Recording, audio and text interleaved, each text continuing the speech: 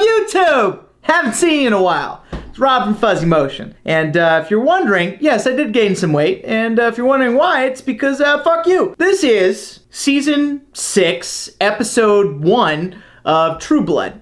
I'm really excited to bring that to you, as because I don't have HBO, and it's a hard time getting it on the internet. So let's just talk about a few things. Number one, I know my counterpart didn't like the last season that much. Let me give you my thoughts on it real quick. And I didn't mind it too much. I didn't like what they did with the whole Ifrit thing, and it's Ifrit, not Ifrit, okay? If you've ever played Final Fantasy, you know it's Ifrit, not fucking Ifrit. I didn't like what they did with the fairy nonsense, with Andy Belfleur and all that nonsense. You know, the whole thing with Suki and the Order or whatnot, or, you know, the cult, you know, whatever the fuck those vampires are part of. I thought it panned out pretty nice, because at the end of each episode, it's like, I wonder what happened there, I wonder what happened there. And this is how they keep the show going. And I just wanted to give you my thoughts on Episode 1 when it's still fresh in my brainsicle. Number one, I love whoever plays Lilith. She's beautiful. By the way, last year when, you know, Bill did the T-1000, Eric was like, run. The first thing I thought was, okay, he's going to be a mindless animal. This is clearly going to be a vampires versus, you know, normal human beings, the supers versus normal human beings sort of season. They're going to put shifters into this, because shifters were on the news when, you know, that guy was, I can't fucking remember his name, when Newland was on the television, you know, Luna changed back into herself, so that's why Shifter's going to be into this whole thing. And I think it's a great idea, because now you're going to out more supers. You're going to let people know, you know, make people more privy to the fact that supers are not only just vampires, but also other things. I wonder how Death Gods would work into this. Shinigami. First part of the first episode is just like, what is this, Resident Evil? Like, you know, get to the elevator. Like, you're Jill and you're fucking Lance or whatever the other guy's name is. Use your super speed, get the fuck out of there, and you know, do what you gotta do. I thought it was really funny how they killed off Luna's character. Shiva Kamini Sonda Kandakram! I just did a Shiva blast. It's dead. Like, what? Come on, she needed more than that. Obviously, this charges Sam with, you know, the raising of Luna's child. Maybe she'll see, you know, maybe Sam will see some incantations of Luna through Suki. Maybe I'm thinking too far ahead, you know. I didn't read any of the books. They're not following the books. Who fucking knows? The whole thing with the governor, you know, the governor, politics. This all comes back to politics. And I fucking hate politics, but politics is such a good motivator for things that you can't be mad when you do see them crop up. Most of the time when people talk politics, you know, they get really ramped up about, you know, oh, this isn't good, this isn't bad. Who gives a shit, okay? Basically, the governor of Louisiana is putting a public war on vampires, or vampers, and he's trying to tell the entire public that vampires are bad, they need a curfew, they need to be kept in check. But later on in the episode, you're going to see a different part of the governor that you didn't think possible. Wooden bullets.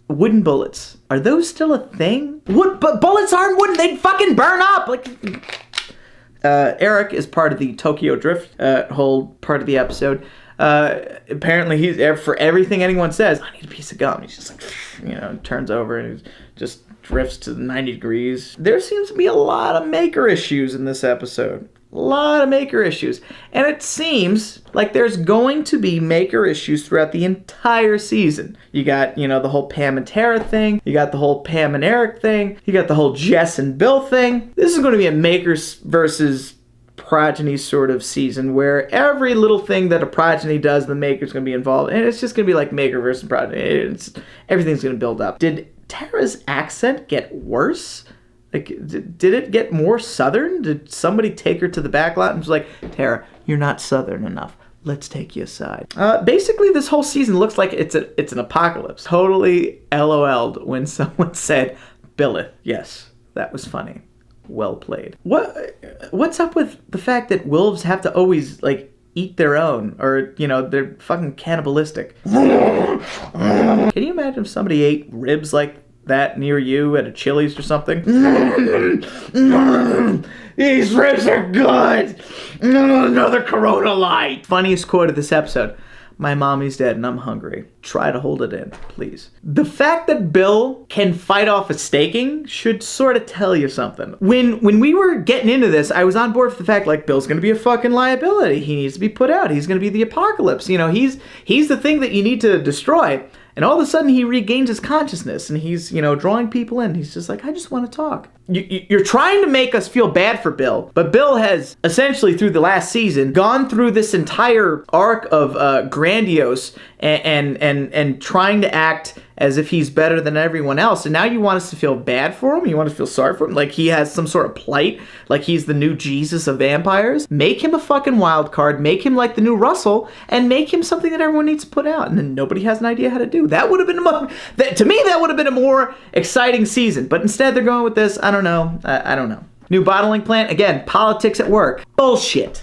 Push BJs are a plus. I fucking love Tara. She is honestly the only reason why I started really caring about the show, because I just so want it. Like, if I were in the show, I'd be like, Tara, don't worry about the rest of this shit. I'm gonna scoop you up. We're going to the city. We're fucking out of here, baby. Tara's been nothing but shit on. And she needs something good in her life. And it could be me. Eric and Sookie, the love story there, that shit needs to stop. Eric has thousands of years of experience, and he shouldn't be enthralled by some sort of, you know, modern day fairy. I don't know what it is, but that shit needs to come to a close. All right, I'm done. I'm done with the love story nonsense. I'm done. All right? This needs to be an apocalyptic sort of season. And if it's not, then there needs to be some sort of real threat of people dying that are close to you. Either Eric needs to die, Bill needs to die, or some of the progenies need to go. Like, somebody's gotta go. What we found out through this entire fucking episode is that Bill is a demigod. He's about as good as a demigod. He can fucking stop water and, you know, scoop it back into the cup and then put the cup back on the shelf the way it should have been. That is overpowered. You ever hear somebody say that shit's overpowered or OP? Bill is OP. Bill is fucking OP. Bill seems honest when he was talking to Jess, and one would think that his intentions are real, but we know how the show works, and everyone's always backstabbing everybody else, and everything's all political. So one might not venture out a guess that at some point Bill gets this sort of grandiose idea that he's more important than everybody else in the show and just fucking go rogue. I'd love to see that. I'd really love to see that. Don't give him humanity. Don't give him humanity, okay? He's the thing that needs to be put out. He is the threat this season. It's not the government. It's not anything else. It's him. Why is Jess sleeping in a bed and not in a coffin? Why? I didn't know you can get so much fake blood on a bush. Fuck! Stay tuned for episode 2.